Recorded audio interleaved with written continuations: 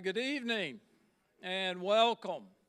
Glad to have you here tonight. Please come on in, get a seat. It's just after 6, so I want to go ahead and get started. That looks like one of my board members coming in back there.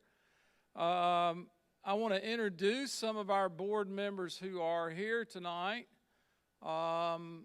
First of all, I'm Buzz Thomas, the soon-to-be former interim superintendent of schools, and I've got with me tonight Mr. Bob Thomas, soon-to-be superintendent of schools. Thank you, Bob, for being here. Stand up so everybody can see where you are. So I'll give Bob all the hard questions later when we get here. We've got a few board members here tonight. Gloria Deathridge just walked in. Gloria, glad to have you here.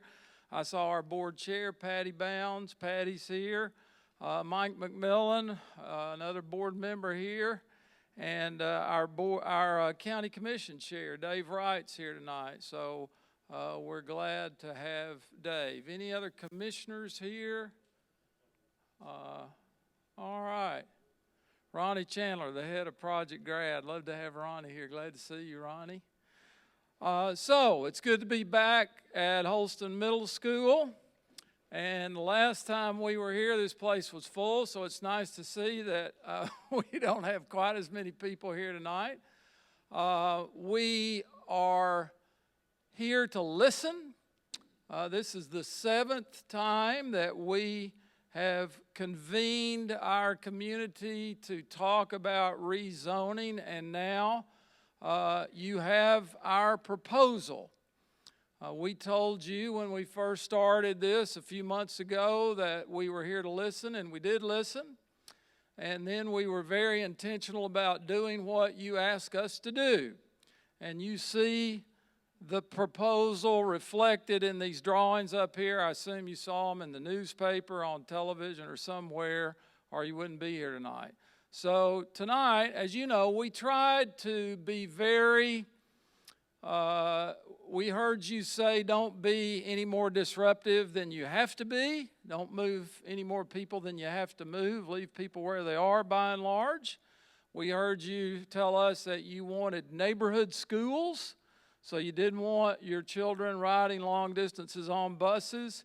You wanted us to keep families together, and you wanted us to grandfather people into schools if they had been at that school and wanted to continue there after they were rezoned for another school. So we have done that, and now we're here to hear from you what you think about the plan. So that's all I'm going to say right now, and we've got our microphones. I also want to introduce Dr. Rick Grubb. And Dr. Grubb, if there's anybody in our office and in our organization who knows zoning and rezoning and our kids and where they are and the neighborhoods and all that, it's Dr. Grubb. And we're very, very pleased he could be with us tonight to answer the really hard questions. So Rick's here, and we look forward to hearing from you. So if you'd like to speak, please just raise your hand, and we'll do like we've done at the previous meetings, and we'll bring these microphones around. And Commissioner Evelyn Gill just walked in. Commissioner, we're glad to have you tonight. Who wants to be first?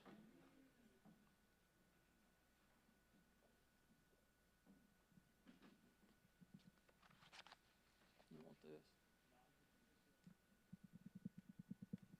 Now, this is terrific if you're happy, but there's got to be somebody here that's not completely happy. Yes, sir. My name is William Green. I have 4 grandchildren in our school system. My concern for being here this evening is that I'm wanting to know the procedure to keep our children in their own neighborhood. And what is the process? What will we need to do to be sure that our concerns are answered? Which neighborhood are your children in, and where are they enrolled in school? We live on Green Valley Drive, up by the golf course, and I've got one in Freedom in Stem Cell downtown. That's the oldest ones. Then I have one in Carter. I'm sorry, one in Carter and 2 in Sunnyview, and Chiahawi. All right, you want to, I'm not quite sure what the Yeah, question. you're talking about the Holston Hills Golf Course. Okay, this particular proposal, your students, your children would stay in the elementary school they're currently in. This has nothing to do with elementary changes. The middle school would be Holston, and then the high school would be the same as it is now as well. Whatever it is now, Carter. If we aren't happy with Carter, would we be able to seek a? There's a, where would you be interested in transferring to, probably? Well, we haven't researched that enough. Well, like, for one reason I say that is, we have several magnet programs that are available to students all throughout the district. And you also have the option of applying for a transfer to any of the other high schools that's not closed due to overcrowding. And right now, the only high schools in that category would be Bearden and Hardin Valley. Thank you, sir. Other questions? Yes, up here.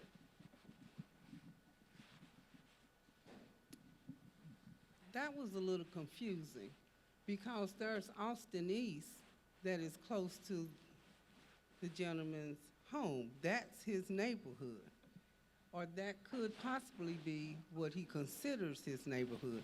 But until we see what you have proposed, we will probably not have much to say. Well, here it is. I mean, you didn't see the article in the News Sentinel? Okay, I would imagine everybody, I just didn't want everybody to have to listen to me get up here and give you a lecture when you have seen our proposal. It's been out on the street for about, I don't know, a month or two now. So we're here to hear from you all, what you think of it. Rick? Essentially, the Holston zone will be everything west of the Holston River. And it'll go down Boys Bridge Pike, come across just west of Boys Bridge Pike and Holston Hills Road will be a boundary. Okay, then it'll go down to between Beeman Lake, where the park is. You go across the hill to the top of the hill at Skyline and Fern. Then it'll go down to straight down to MLK. The Holston zone will take in both sides of Fern, school fair garden zone. If you're on Fern, either side, that'll be Holston. Then we'll go down to Martin Luther to MLK, take a left, go down by the bank, Buddy's Barbecue, go across the street, and go across the hill, and the fairgrounds will be the boundary on the west side. So if you go all the way across, like you're going to the zoo, all the apartments and homes on the east side of the fairgrounds will be zoned to Holston. Everything on the west side of that will be zoned to Vine. Y'all, we're not tinkering with the high school zones right now. Now, I know there is a concern about doing the same thing we've done here in terms of creating neighborhood schools with some of our elementary schools and some of our high schools. And that may well happen in the near future. But right now, all we have to propose is this middle school rezoning plan. Other questions, concern, or just things you want to express, things you want to ask? Yes, ma'am. How did this get in this kind of situation in the beginning? We got in this situation because we're building 2 new middle schools. So when you do that, you've got to figure out where those students come from, and that potentially impacts a number of other middle schools. So that's what got us here. And as I said at the beginning, we made the rezoning with as little disruption as possible, except folks here in East Knoxville wanted a lot of disruption in terms of getting their students back in their neighborhood schools, and we have done that, and that's reflected in this proposal.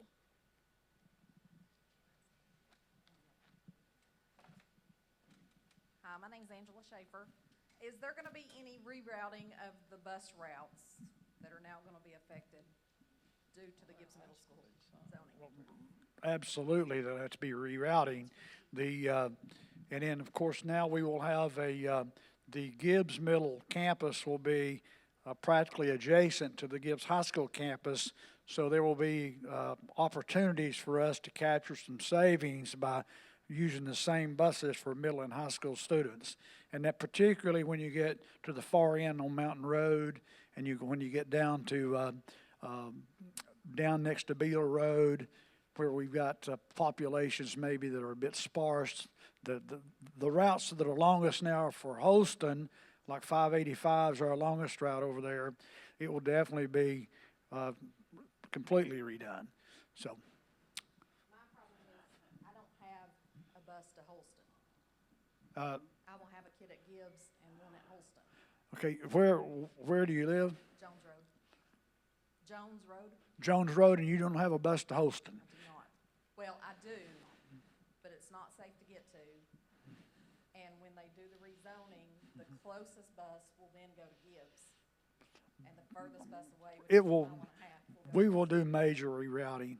And if you just send in what I would suggest you do is just contact our Office of Transportation, send in a parent concern form, talk to our customer service people, and we'll do everything we can to accommodate you a safe stop.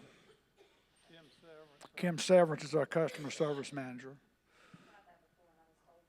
Well, but we're doing a complete reroute. So I can't tell you what I can and can't do. I was on Jones Road today, and it's not. Some of our infrastructure in Knox County is not as good as other pieces of infrastructure. And Jones Road is one of those that has probably could use some improvements. But that's another department. There is an elementary school bus that goes down it There is what? every day, an elementary school bus. Okay. Every day. Okay.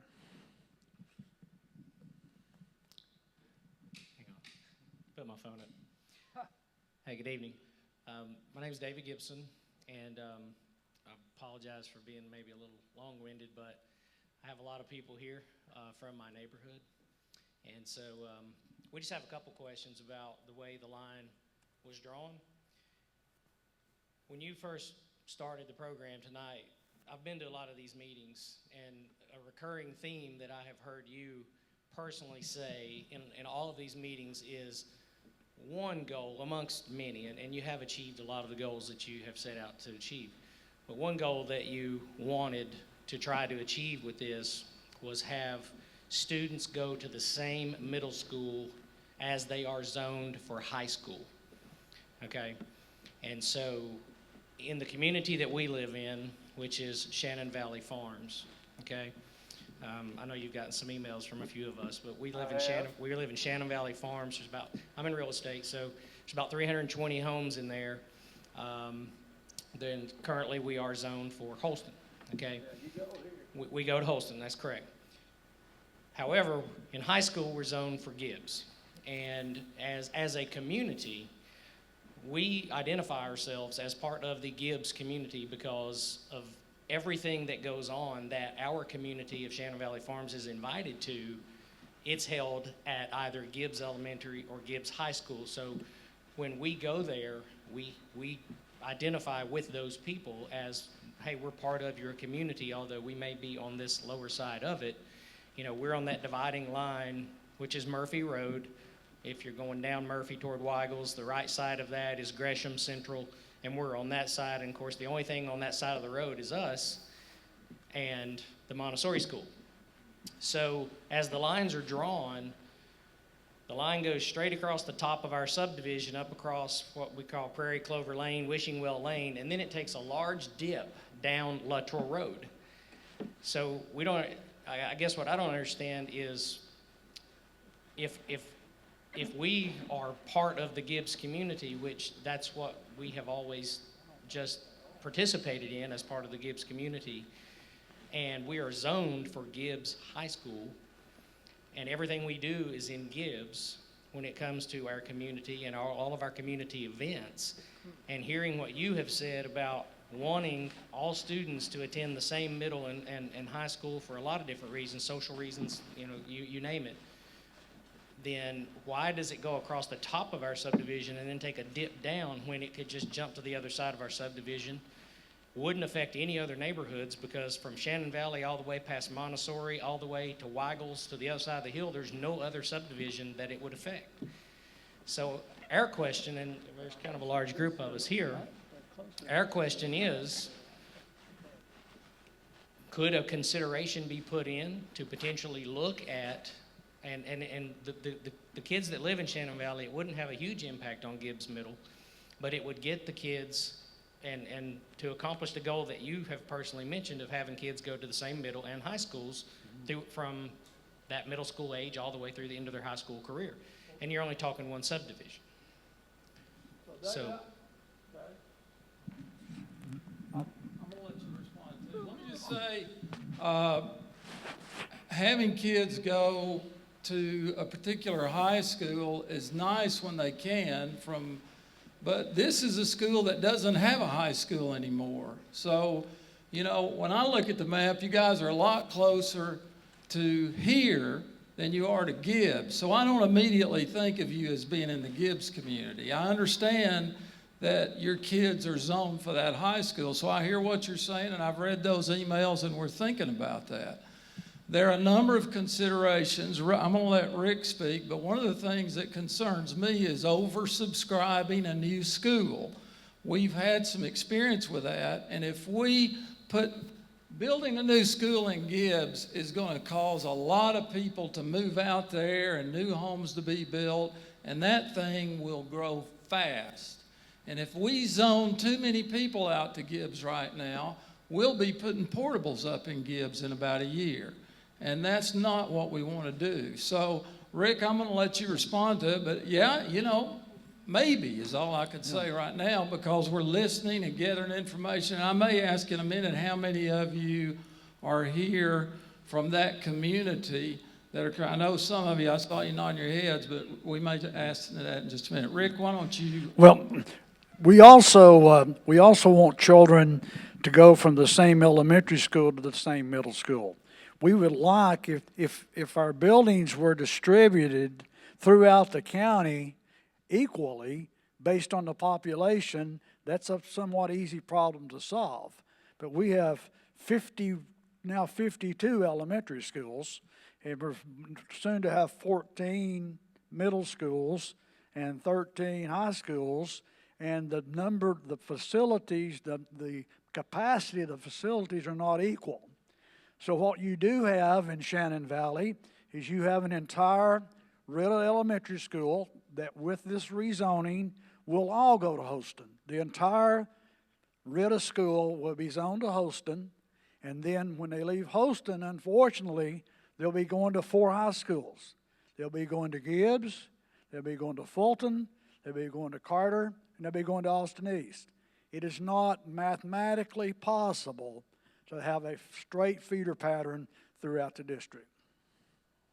How many families are here from this area that want to, do all of you all agree that you want to be, if possible, zoned for Gibbs? Anybody dissenting on that that's here? Okay. The other thing we have to be concerned about is we are aware of properties, and each year we do an analysis, and the Stoffel farm is going to sell, and it's going to be a much bigger subdivision when that happens than Shannon Valley is, and that's the one that's on the corner next to the railroad track where the H.T. Hackney Company originally had slated to put their place. But all of that's going to develop at some point. And just today I was at the far end. We had some folks call me. There's some people on the far end of the Ritta zone up next to Roberts Road that are closer to Gibbs than they are Holston. And just today I visited 2 pieces that are slated to be developed that are in excess of 200 acres. And those people will be all zoned to Gibbs. So we know anytime we build a new school, and I've been closely associated with opening new schools for almost 20 years now, and I can tell you that none of the projections in the past have ever been correct, it will grow much fast. New schools will bring in people that we did not have before. You will see an influx of folks that are in private schools. You will see a decrease in the number of folks that now have transfers from Holston to other Knox County schools. They will return to Gibbs Middle School, being it's that new schools draw people. And so it will press us just to accommodate the Corrington and Gibbs Elementary zones 5-6 years down the road. It will press us to be able to house them in the building that we have. But that's the size that it is. But, okay, sorry. David, Buzz asked to see all the people from that community, but being the speaker representing that community, do you know about how many students are in your all's neighborhood that it would impact, roughly speaking, like elementary and middle age students?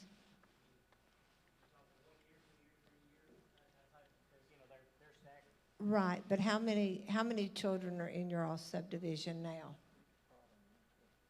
I mean, I know that could change, but I just wondered. From what age? I mean, That would be in, Yeah, from that would be newborn. affected next year. Just say next year. How many children? Middle school age.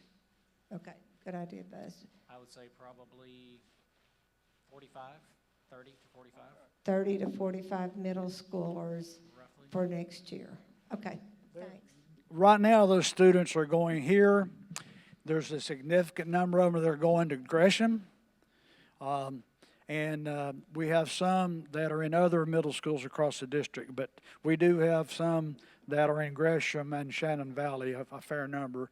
I'm going to guess 10 or 12 that are going to Gresham. What was, if you don't mind me asking real quick, at one meeting, and I don't remember particularly which meeting, I think it was out at Gibbs Elementary that we had, you mentioned, or someone mentioned, and I don't remember who, but that the initial enrollment of Gibbs Middle was set for 600, is that correct? That's the capacity. But it was also said at that meeting that you were building that school to be expandable to 900. Is that, am I correct on that? 8, I believe it's 8, but it would not be prudent for us to do that when we have a facility here for 12 to 1,400. It's going to have 600 in it. No, I understand that. I just want to make sure, we're also trying to gather all the facts as well, so we're just asking the questions. And thank you. Misty Richards, I'm also in Shannon Valley Farms.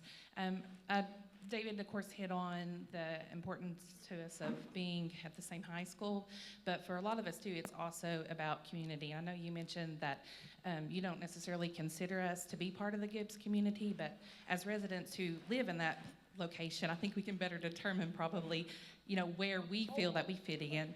So I just wanted to emphasize that, so many in our neighborhoods go to a lot of the churches out in the Gibbs community. We play sports. We drive our daughter out. We just drove her out this week to Corrington Baptist to participate in the soccer program. So it's very important to us to be part of that community. I know you guys have talked about, neighborhoods, keeping them together, keeping you in the community. So for us, it's more about being with who we identify with, and we identify with the Gibbs community. And in case you don't know, and a lot of people didn't pick up on this because there's no housing there. Actually, you're at the point of 3 high school zones. The Fulton zone goes out Babley Road past the Babley Farm. The Fulton zone goes out Babley Road past all the greenhouses. It's there, both good and bad. And then the central zone comes up to Murphy Road, and it goes up Kesterbrook on top of the hill, and then the Gibbs zone comes down to Murphy Road. Now, that's been that way since we had a city and county, because that was where the city and county line was. And so county schools are on one side, the city schools are on the other side. And the current Gibbs zone was modified some when the Gibbs Elementary School was built, but it has been the Ritta Gibbs line has been practically intact, with the exception of Summer Rose, for years, way before my way before my time. Summer Rose is obviously Ritta, and everything else on that side of Murphy Road is zoned to Shannondale. How many kids will be coming to this school and how many will be in a classroom? At the new Gibbs Middle School? Here. Oh, here, this school. Yeah, okay, where's that? Get my notes. Right here.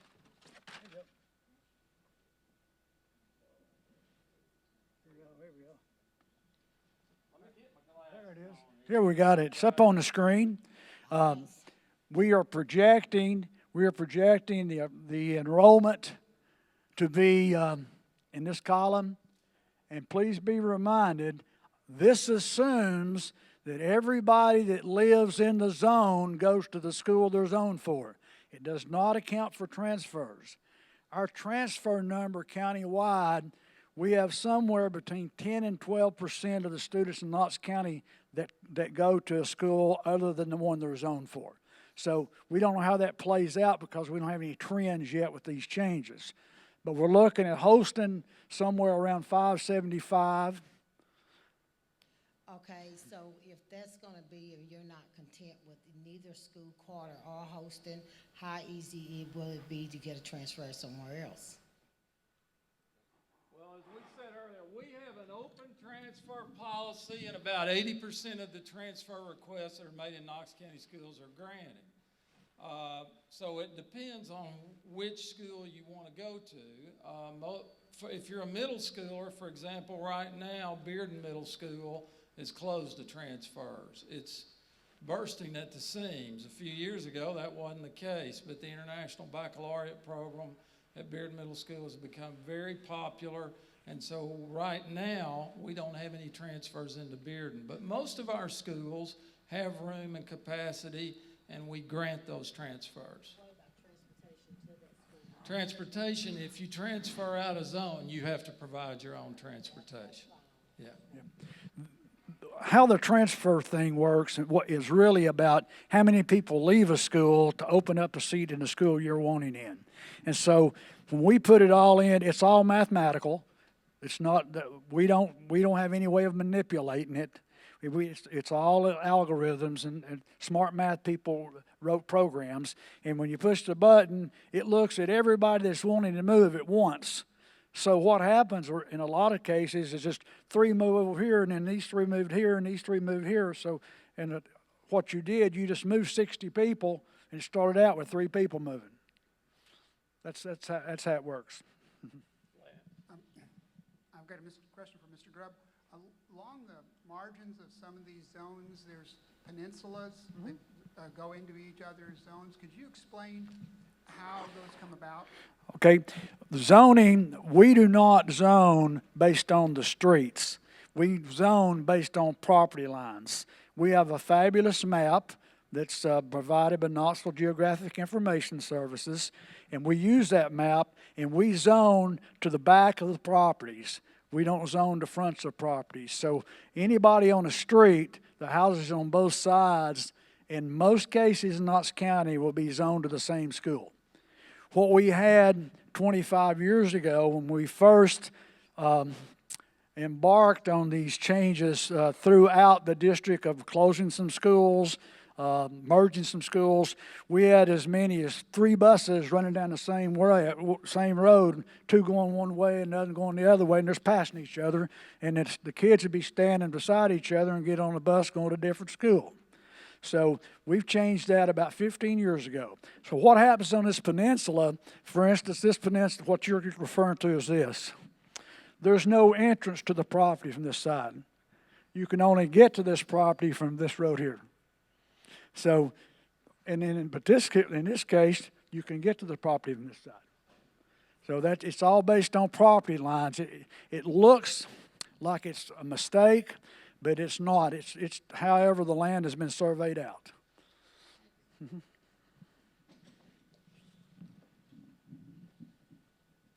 Some of the reasons that you may not be able to get there, like it could be a railroad behind it. It could be water, a creek. or for some reason that you don't have any egress from that area.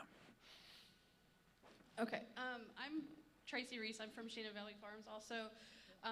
My question is really just kind of a knee-jerk question, but if there's an open transfer policy, correct?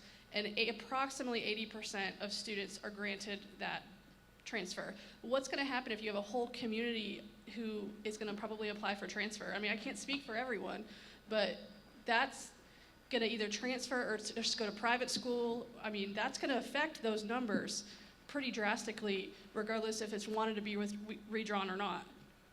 Well, Gibbs will be closed for transfers. We will not open transfers at Gibbs for. It would defeat the purpose of what we're trying to accomplish, because we have such a liberal sibling policy that we have families that have one that'll be in 6th grade that gets a transfer into a school. Now they have one in 3rd grade. 2 years from now, one's in 8th grade, one in 6th, so they get in. And then the third child's 2 years younger than that. That one's in 8th grade now. This one's in 6th. So we have a 9-year transfer, not a 3-year transfer. And it can be dramatic in some areas, because most families, as a general rule, the children are spaced about 2 years apart. I mean, that's just what it is open.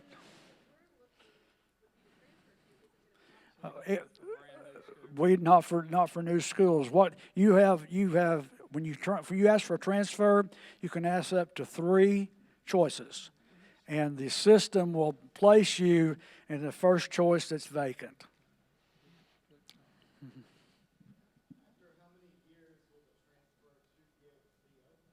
Okay, that's a good question. Listen, I didn't know that. I didn't know for new schools we don't have an open transfer policy because we've just rezoned. And so the question was, how long would it be before people could transfer into the Gibbs Middle School if there's room? And well, I can tell you there was an exception made to this when Hardin Valley Academy was open. And then we wake up, we have a school that we need 1,800 kids in, and we're down there with 500 transfers. And now we're overcrowded. So it's not wise to do that. I know it seems like, why are we concerned about what happens 6 years from now when my child's just going to be there too and they're going to be gone? And I understand that logic, and I appreciate the logic. I am actually the implementer. I'm not the decision maker. I'm just sharing with you what we have done in the past, and sharing with you some of the mistakes that we've made that have not been the best thing for the school system or the students that are in attendance there. yes, ma'am. Good evening. My name is Karen Walker. I've had the privilege to probably be around almost every school in Knox County as a teacher, as a substitute, and also we have children who attend Holston, Chehowee, Fair Garden, and Green. I teach at Vine, and my husband is at Maynard. So we have a lot of experience all around the county and in different capacities.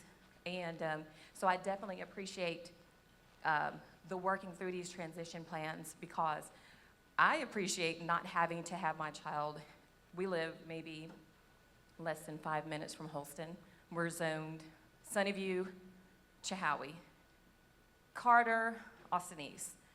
And so I'm really definitely appreciating having the opportunity to be close to home, more so for emergencies, all of those opportunities to participate in sports, to be easier access after school.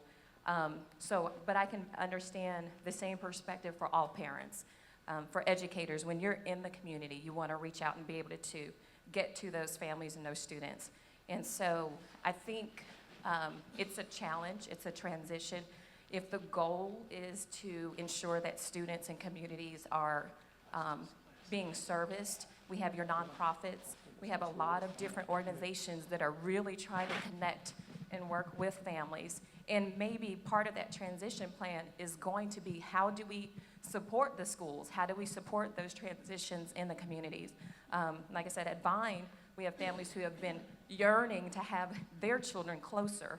So we're going to have to work on that because our capacity is going to increase almost 200 students, and the needs and their support services are going to change. And so it's challenging, it can be hard, but I think as resources are becoming allocated, you're kind of having to start to shift and perhaps consider different priorities for servicing the schools that are going to receive the impact, and also areas that are lacking, like Lonsdale, and other areas that are going to need to be addressed. So while it might be challenging, hopefully the students will actually get that the goal of having success for all students and seeing that excellence, those education, the experiences that all students truly deserve.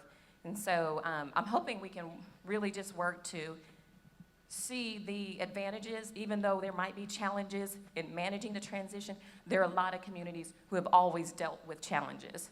And so just moving through this process, how we can just really help our students be resilient, help our families be resilient, and build up communities that are going to shift and change because of this.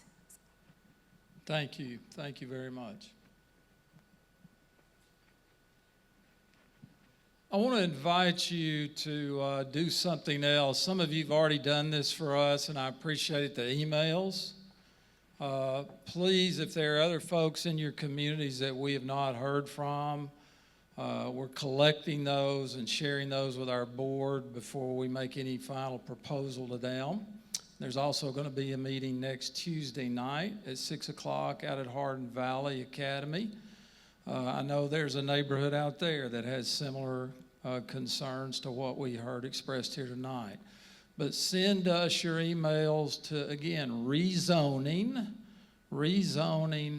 at knoxschools.org.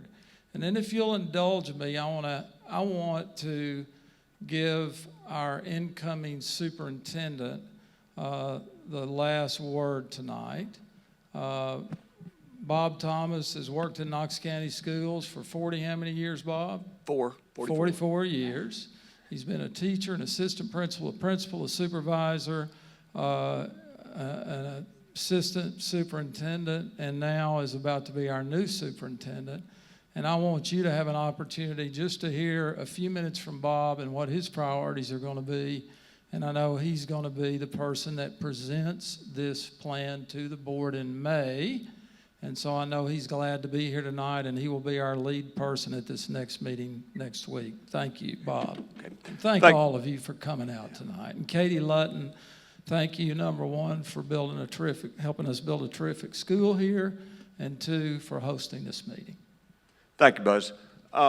As Buzz said, I appreciate everyone being here this evening, and we want to hear your concerns. What's represented right now is our best effort, but your input is what's important to us, and we value your input and appreciate you being here. So thank you for that. I know the concern that you have. I know changing schools, rezoning presents a lot of challenges, even when you get into staffing and the costs and everything else. It's just there are a lot of challenges associated with it. As Buzz said, I'd like to talk with you about just a minute about what my goals are in working with the Board of Education. First of all and foremost is increasing student achievement. And I think the young lady mentioned it here. We're talking about all students. All means all.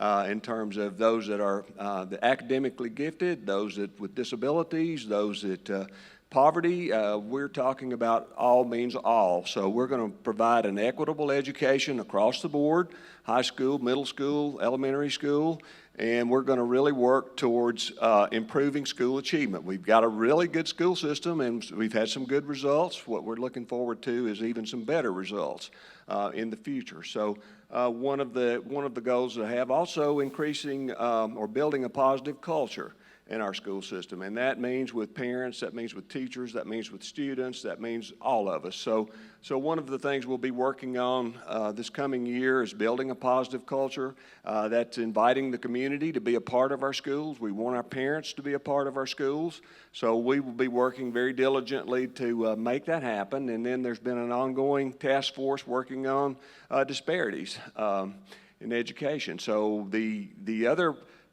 part of my focus will be to eliminate disparities. So that's achievement gaps, that's discipline, that's equitable curricular offerings.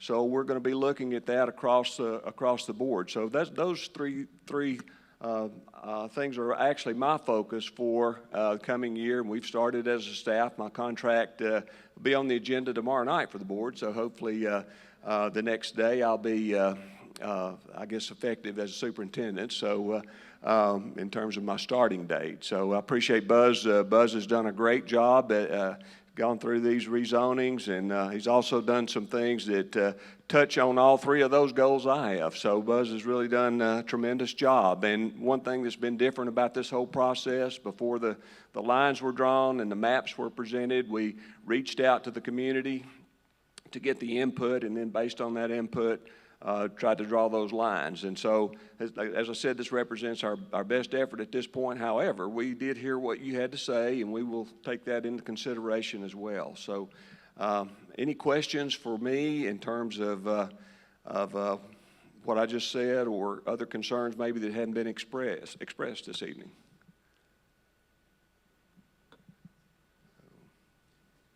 Yes, ma'am.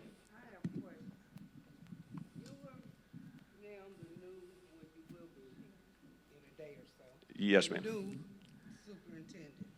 And I remember you from Rule High School. Okay. You were the assistant principal. Now, as the new superintendent, will you look for an opportunity to build feeder schools in that community? They have no middle school and no high school, but they have several elementary schools. Yeah, They need the feeder. Right. We have built the school that wasn't needed. It was wanted, not needed. But they need a school.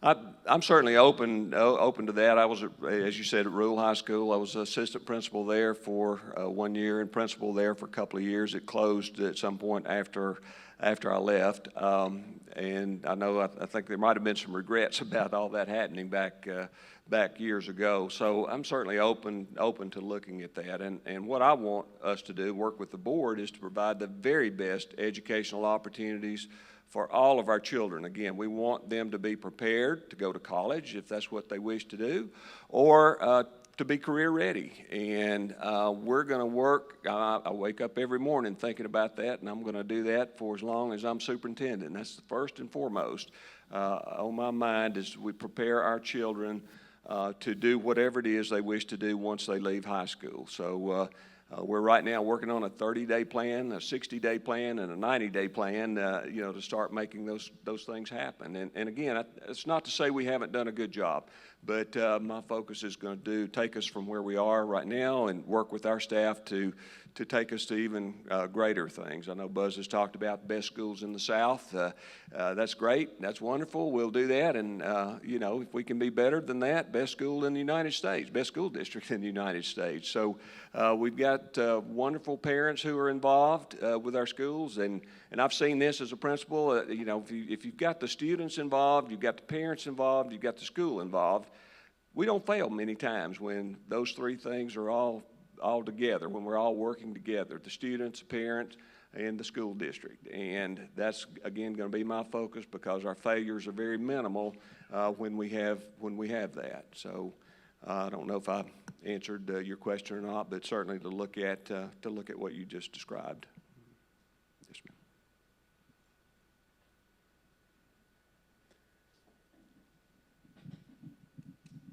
All right, folks. Well, I've been a preacher, so I know when it's time to say amen and let everybody go home. We appreciate you all being here tonight. Please keep talking with us. If your neighbors want to send us emails, if they hadn't, or if you haven't, and we may see some of you next Tuesday. Thank you all very, very much.